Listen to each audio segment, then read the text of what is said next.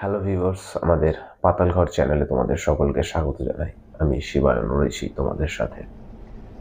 আজকে একটা real story তোমাদের শোনাবো এবং এই স্টোরিটা যে পাঠিয়েছে তার সাথেই এই ঘটনাটা হয়েছিল। তো অবশ্যই এটা ভৌতিক ঘটনা একটা হয়েছিল তার সাথে, তার জীবনে প্রথমবার। তবে তারা আমাকে বারবারই একটা কথা বলেছে যে দাদা, আমি আহ, এই বিষয়ে খুবই বিশ্বাস করি, মানে এই নেগেটিভ এনার্জি আছে সেটাই আমি খুব বিশ্বাস করি। যেরকম পজিটিভ এনার্জি আছে সেরকম নেগেটিভ এনার্জি আছে। তো সেই রকমই সেই বিষয়ে তারা খুবই বিশ্বাস করে এবং তার সাথেও এই ইনসিডেন্টটা হয়েছিল।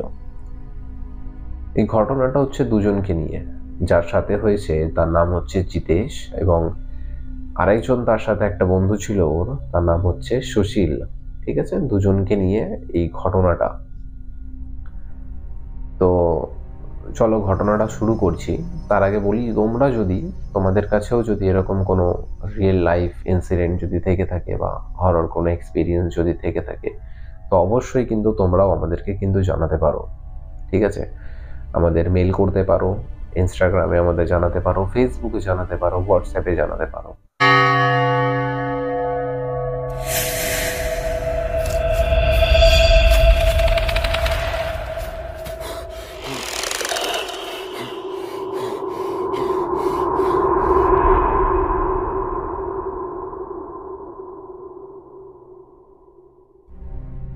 তো চলো আমরা ঘটনার দিকে এগিয়ে যাই।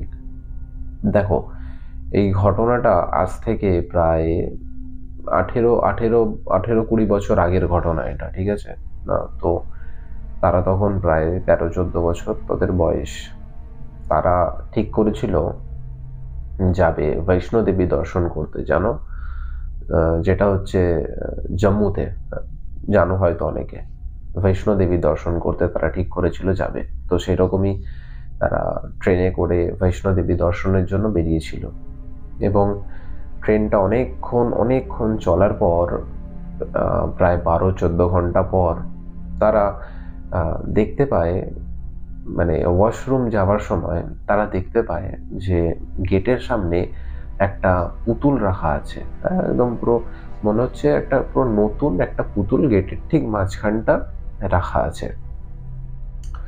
তো জিতেশ কি করে, সেই পুতুলটা নেয় এবং পুতুলটা নিয়ে হাতে নিয়ে সুশীলকে দেখায় যে আমি একটা পুতুল পেয়েছি, পুতুলটা এখানে রাখা ছিল, আমি জানি না কার, তবে হতে পারে কারুর হয়তো ব্যাগ থেকে পড়ে গেছে বা কারুর হয়তো কারুর হয়তো ব্যাগ থেকে পড়ে গেছে বা কোনো রকম ভাবে হয়তো এটা এখানে কেউ রেখে চলে গেছে, ভুলে গেছে বা কিছু, কোনো বাচ্চার হয়তো।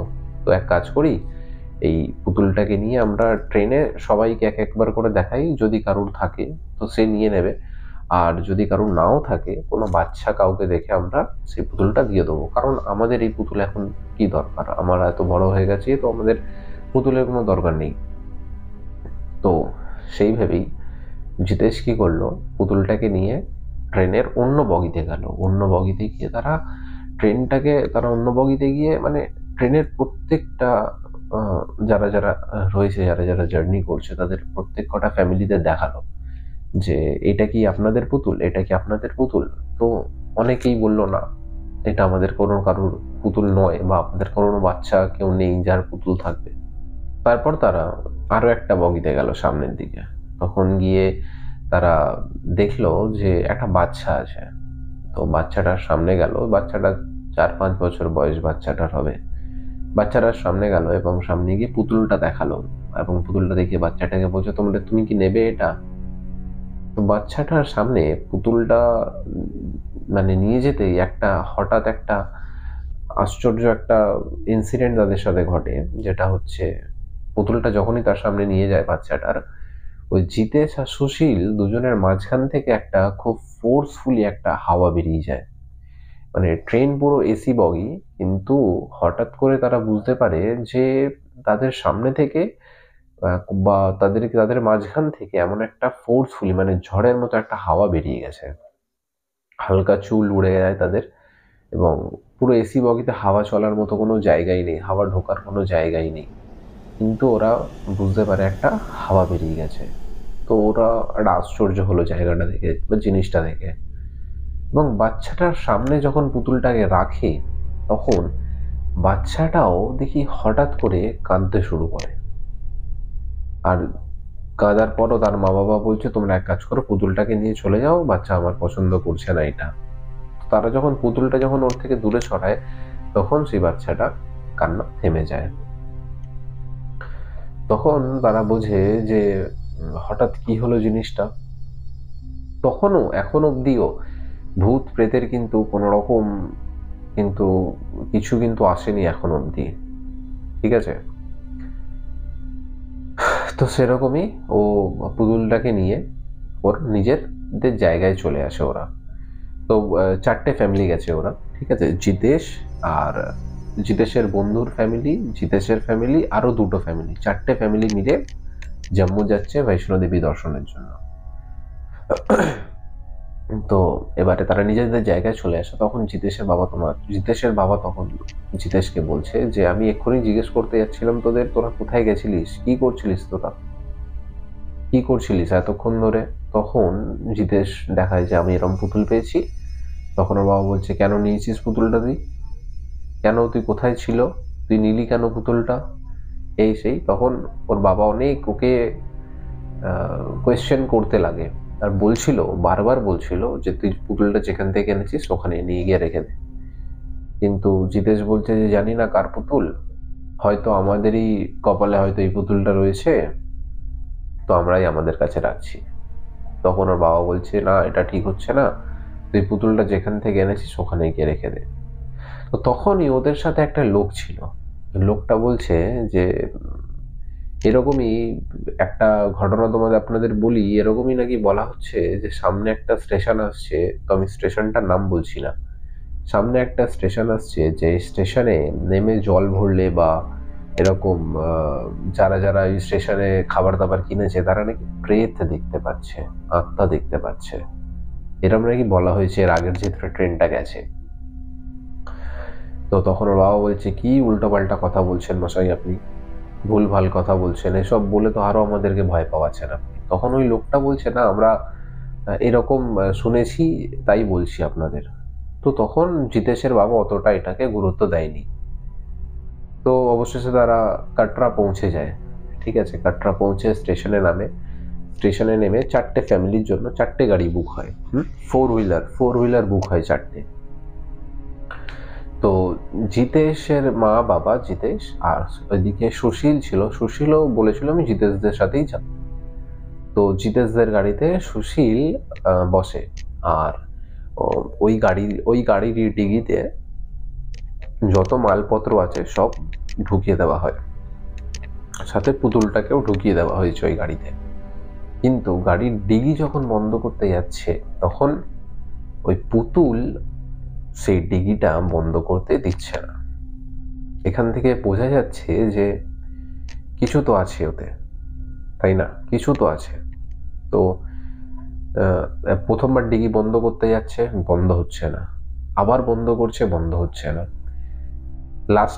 অবশেষে গিয়ে একবার বন্ধ হয়েছে। বন্ধ হতে ড্রাইভার যখন গাড়িতে গিয়ে যখন বসে তখন সে গাড়িটা স্টার্ট দিতেই আবার ডিগি সে দেখে খুলে গেছে। তখন ড্রাইভার বাইরে বেরিয়ে এসে ডিগিটা দেখছে যে ডিগিটা বন্ধ ছিল, কিন্তু ওই পুতুলের এতটা হাত বেরিয়ে আছে ডিগি থেকে। তো তখন ড্রাইভার ওই লোকটাকে বলছে, আপনি কি এই পুতুলটাকে সামনে নিয়ে বসতে পারবেন, কারণ আপনার এই পুতুল আমার ডিগি বন্ধ হতে দিচ্ছে না গাড়ির। তো তখন ওর বাবা বলছে যে আচ্ছা ঠিক আছে, আমরা সামনে নিয়ে বসছি। সামনে পুতুলটা দিতে ডিগি বন্ধ হয়ে যায়। হ্যাঁ, এবার সুশীল কি করে, ওই পুতুলটাকে নিয়ে সামনে বসেছে, ঠিক আছে। আর এদিকে জিতেশের মা, জিতেশের বাবা পিছনে বসেছে। গাড়িটা কিছুক্ষণ চলার পরেই, 5 মিনিট চলার পরেই গাড়িটার একটা অ্যাক্সিডেন্ট হয়। অ্যাক্সিডেন্ট মিনস একটা ছোট্ট একটা গাড়ির সাথে ধাক্কা লেগে যায়। তখন গাড়ির থেকে ধোঁয়া ফোঁয়া বেরোতে শুরু করে, সামনের বনেট ফনেট খুলে গেছে। এখান থেকেই বোঝা যাচ্ছে যে সেই পুতুলটাই তো কিছু তো আছে। তো সুশীলের সাথে কিছু হলো না, সুশীলের সাথে কিছু খেলতে পারিনি সেই পুতুলটা, কিন্তু গাড়ির একটা অ্যাক্সিডেন্ট করিয়ে দিয়েছে। মানে ও নিজের রূপ কিন্তু দেখাচ্ছে এবারে। তখন ওই পুতুলটাকে নিয়ে ড্রাইভারটা বলে যে আচ্ছা এই পুতুলটাকে কি আমি নিয়ে চলে যাব, কারণ আমার ছেলে আছে বাড়িতে, সে খেলবে এই পুতুলটা নিয়ে। তো তখন জিতেশের বাবা বলে হ্যাঁ হ্যাঁ এই পুতুলটাকে নিয়ে তুমি নিয়ে চলে যাও, কারণ এই পুতুল আমাদের লাগবে না, এই পুতুল তুমি নিয়ে চলে যাও। তো ড্রাইভার কি করলো, বললো ঠিক আছে আমি এই পুতুলটা নিয়ে চলে যাব।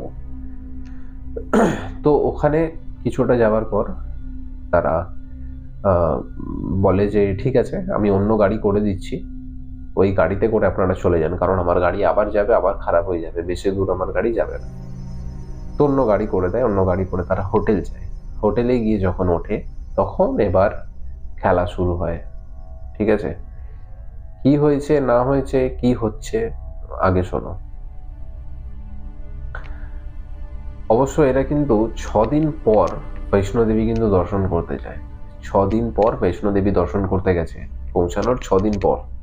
এবার কেন গেছে, কিভাবে গেছে, কি কারণ হয়েছে আগে শোনো, আরো আরো খেলা আছে আগে।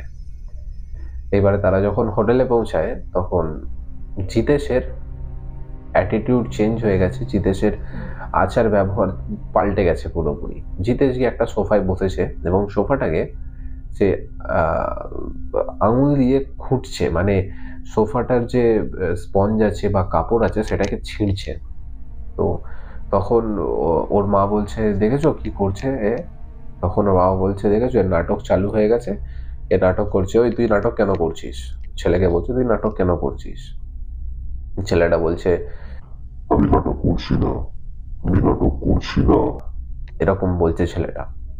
তখন তখন জিতেশের বাবা বলছে যে এখন অবধি তোর মাথা থেকে ভূত প্রেতের জিনিসগুলো যায়নি, হ্যাঁ এখন অবধি যায়নি ভূত প্রেতের জিনিসগুলো তোর মাথা থেকে। তখন হোটেলের লোকটা বলছে ভূত প্রেতের কথা বলছেন মানে, আপনি কি আমাদের হোটেল সম্পর্কে কিছু শুনেছেন নাকি? তখন জিতেশের বাবা বলল আমি আমি আপনাদের হোটেল সম্পর্কে শুনিনি, কিন্তু আপনাদের হোটেলে কি ভূত প্রেত আছে নাকি? তখন লোকটা বলছে না না আমি তো এমনি ইয়ার্কি মারছি।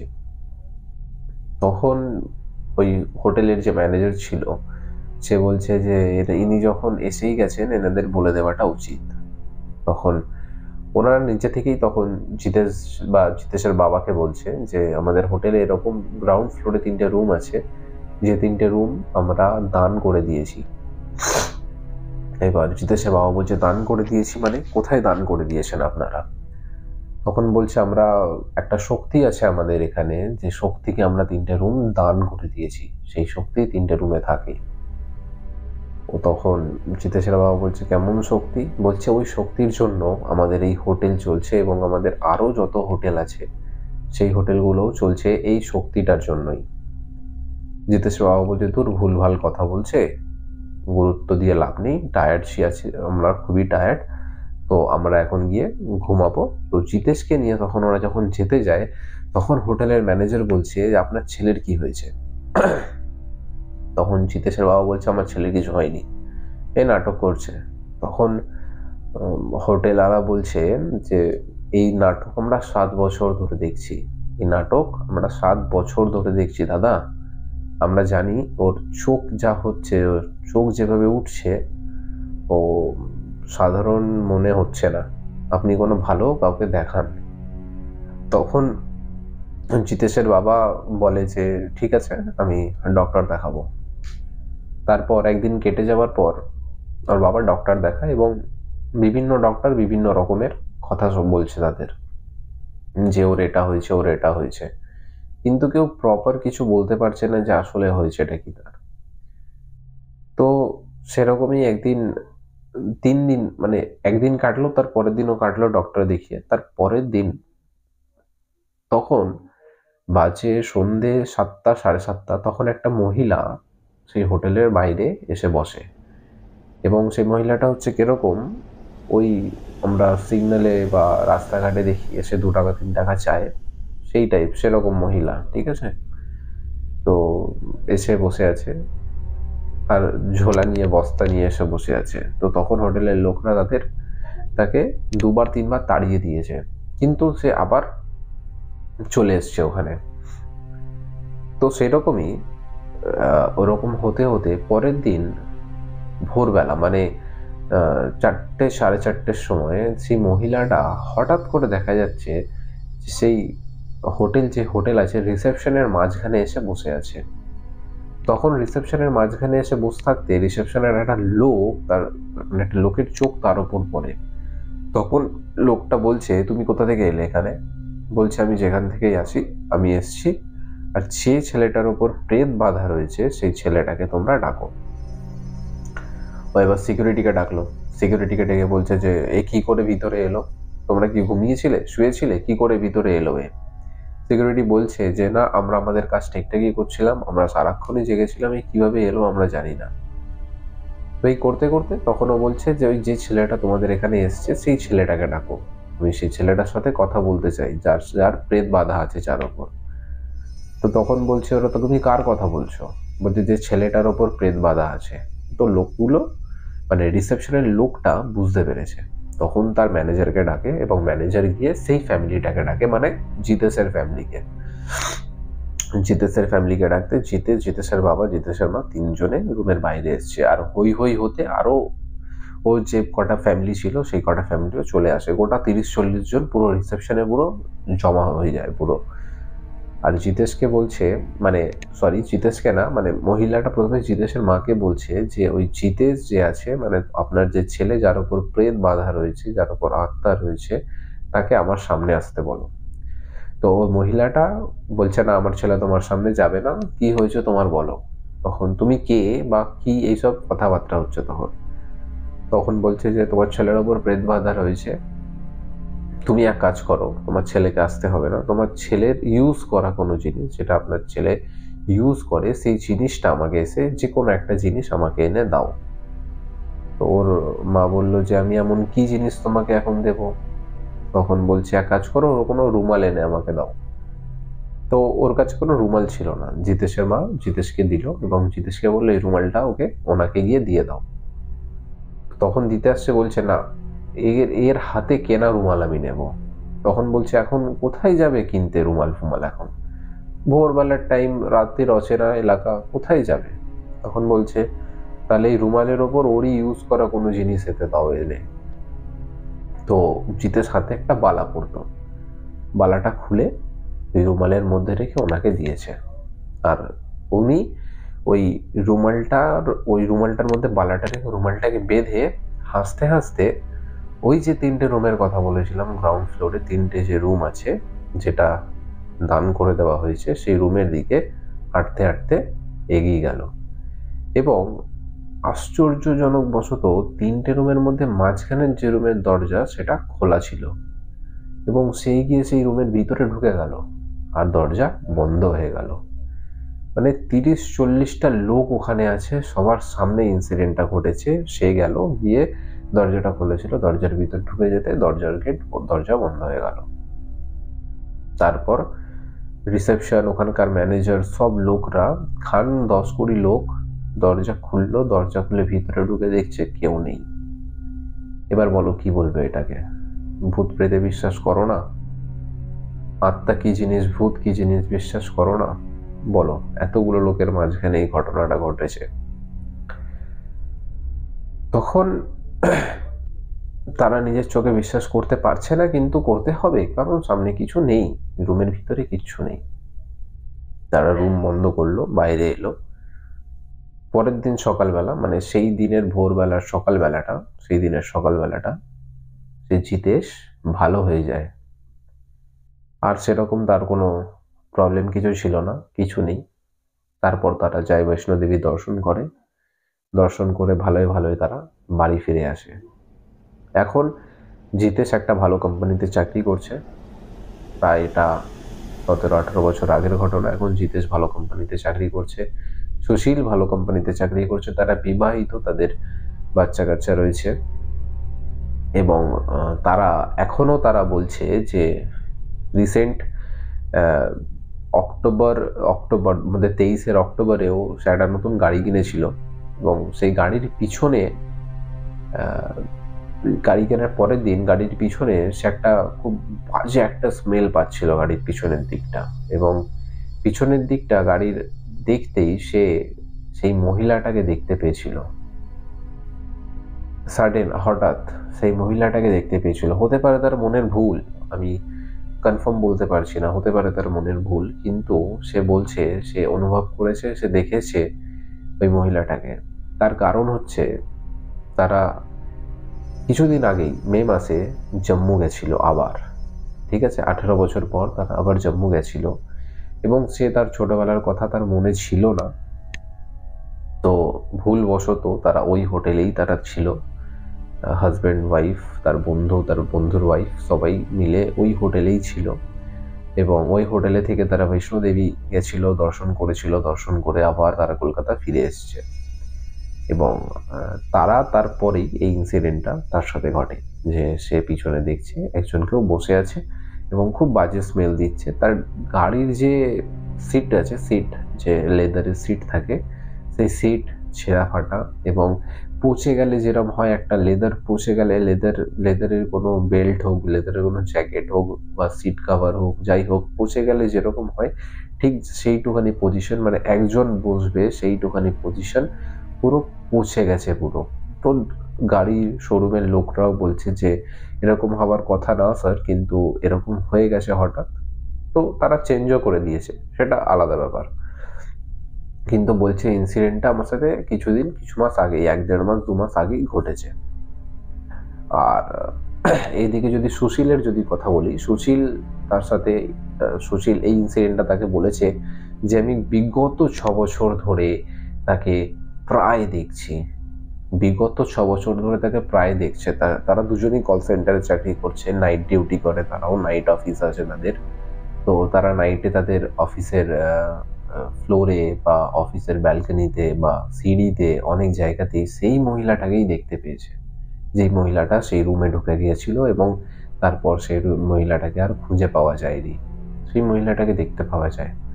তো সেই মহিলাটা কি ভালো প্রেতাত্মা, বাজে প্রেত বা কিরকম আত্মা সেটা সত্যি বোঝা যায়নি, হয়তো কোথাও না কোথাও ভালো, কারণ সেই জিনিসটা নেবার পর জিতেশ কিন্তু পুরোপুরি ভালো হয়ে গেছিল এবং সুরেশের ওপর আসতে পারেনি, হয়তো সুরেশের রাশ ভারী ছিল যার জন্য সুরেশের ওপর আসতে পারেনি, শুধু জিতেশের ওপর থেকেই খেলা করে বেরিয়ে গেছে। তো এই ছিল আজকের ঘটনা এবং তোমাদেরও যদি কোনো রিয়েল লাইফ ইনসিডেন্ট থাকে তো অবশ্যই তোমরাও জানাও, আমাদের মেল করতে পারো, হোয়াটসঅ্যাপ করতে পারো, আমাকে ডিরেক্ট আমাকে ভয়েস মেসেজ করতে পারো, আমি তোমাদের রিয়েল লাইফ এক্সপিরিয়েন্সটা আমাদের চ্যানেলে তুলে ধরবো। তো থ্যাঙ্কস ফর ওয়াচিং, আমি শিবায়ন, দেখা হবে তোমাদের সাথে পরের আরো একটা ভিডিওতে। ধন্যবাদ।